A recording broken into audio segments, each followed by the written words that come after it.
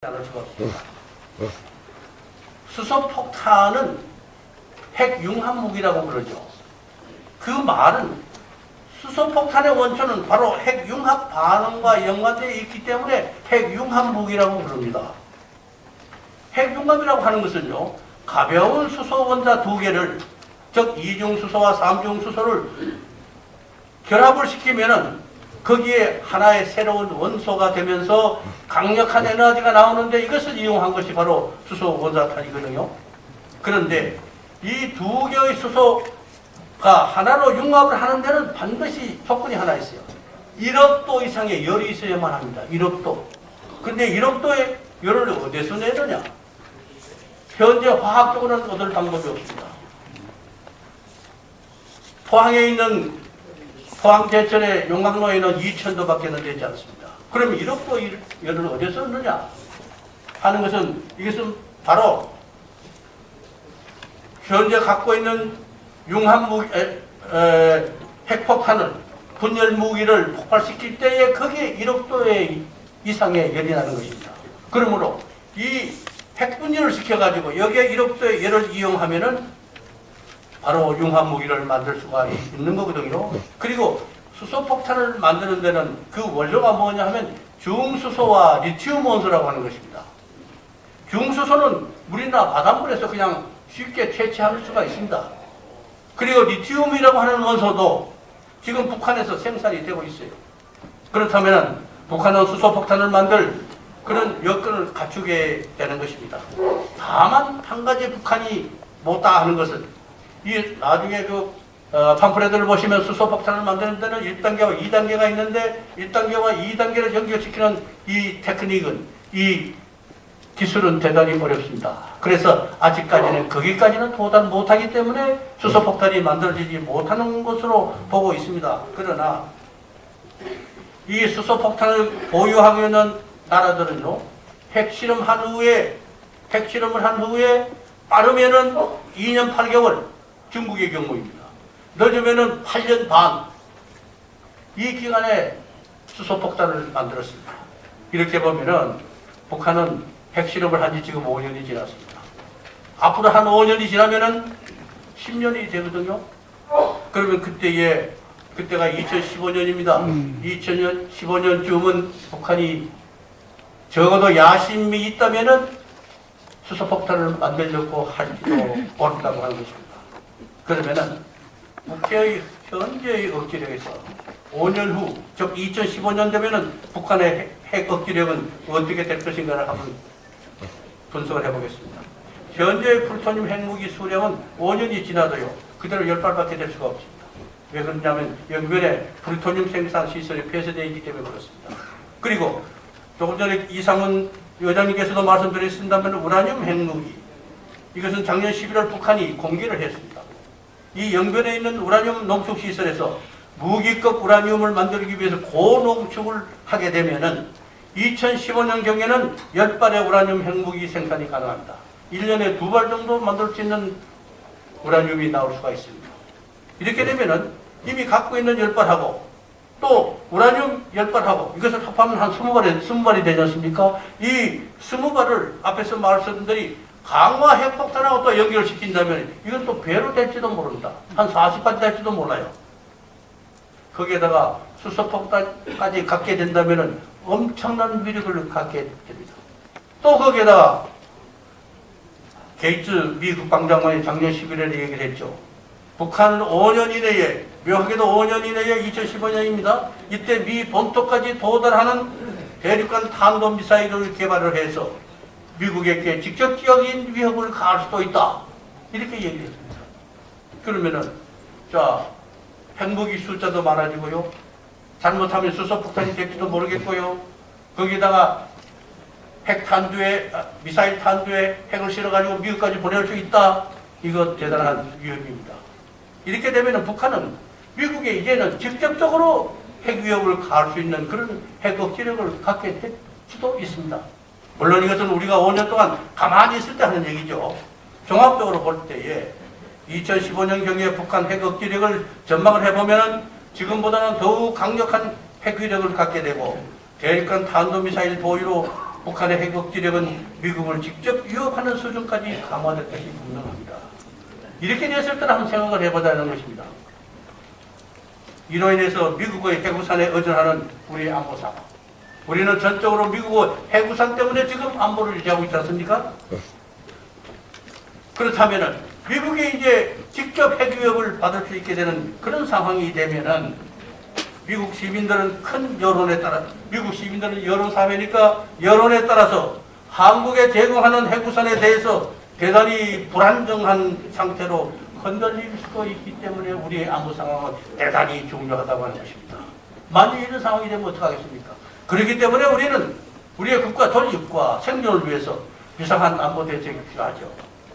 이 비상한 안보 대책을 지금부터 머뭇거릴 시간이 없습니다. 2015년에 대비하기 위해서 지금 시작을 해야 합니다. 이것이 오늘의 말하자는 중요한 제 결론입니다.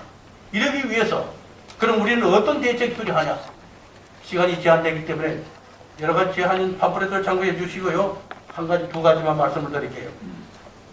첫째, 이런 상황이 오기 전에 우리는 핵 개발을 해서 자주적 핵 억제력을 갖는 수밖에는 다른 방법이 없습니다.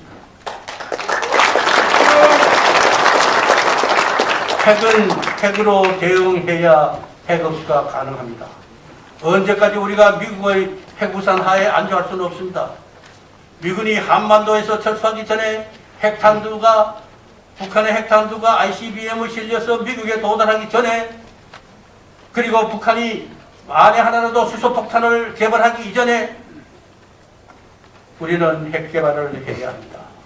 핵 개발은 그냥 무턱대고 하는 것이 아니라 전략적인 핵 개발 프로그램에 따라서 진행되어야 합니다. 그러나 속도를 올리기 위해서는 초창기에는 비밀로 진행시켜야 합니다. 우리는 NGO 단체나 또 핵 전략가들, 학자들, 정치인들 모두가 우리의 자위적 핵 개발의 그 당위성을 주장을 하고 국민운동을 또한 전개해야 합니다. 또 우리는 간접적인 핵 주권을 갖기 위해서 IAEA의 감시하에 합법적인 평화 목적의 재처리 시설뿐만 아니라 농축 시설까지도 요청을 해서 우리는 핵 연료 주기를 완성을 해야 합니다. 만일에 조금 전에도 말씀이 계셨습니다만은 북한의 핵 폐기를 위한 국제회담이 열리면은 우리는 회담의 시한을 정해줘야 합니다. 그 시한 내에 한반도의 비핵화가 이루어지지 않으면은 부득이 우리는 자위적인 핵 개발을 할 수밖에 없다고 국제사회에 공개적으로 선언하고 그 자리를 꽉 차고 나와야 합니다.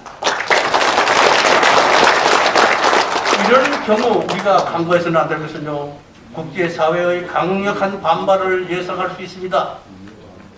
그러나 이 강력한 반발을 우리는 이것을 호기로 또 이용할 줄도 알아야만 합니다. 미국으로부터 핵우산을 어떤 경우에도 우리가 적극 지원받을 수 있는 그런 확고한 담보를 조약 문서로 받아야만 합니다. 그리고 또 전술 핵무기 뿐만 아니라 제주도의 핵 잠수함의 한국 배치도 우리는 요구해야만 합니다. 특히 지금까지 모함 태도로 일관해온 중국의 태도에 변화를 줄 수도 있습니다.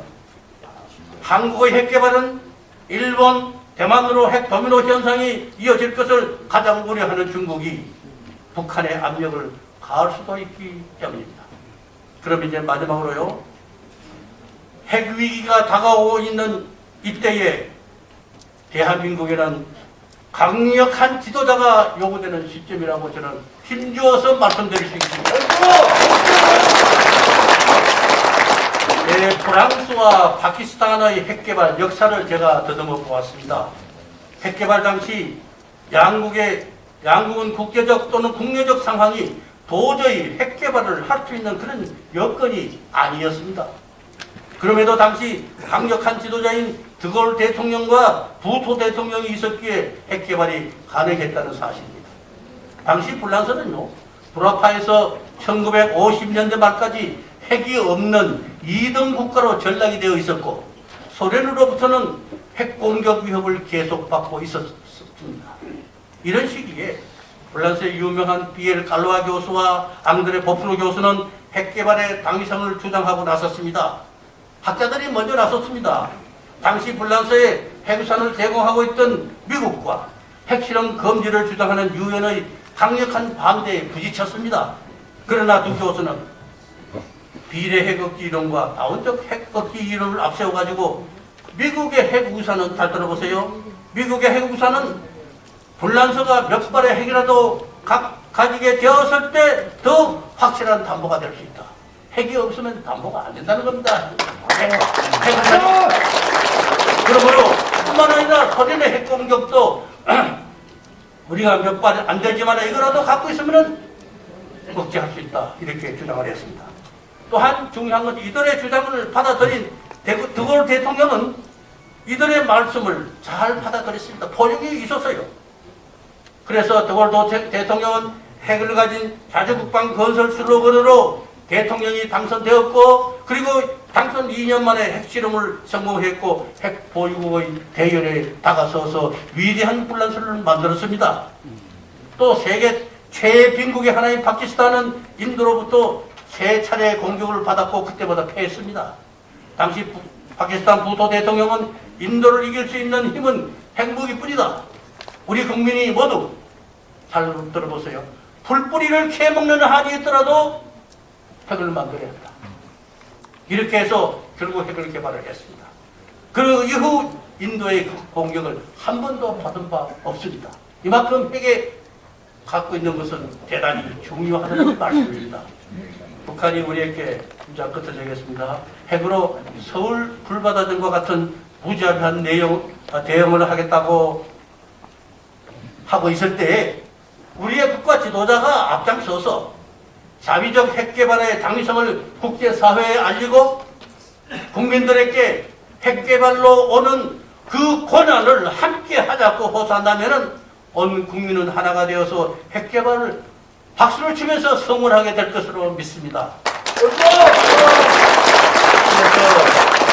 앞으로 북한의 핵을 억제하겠다는 강력한 의지와 철학을 가진 지도자가 나타나길 기원하면서 발표를 마치겠습니다.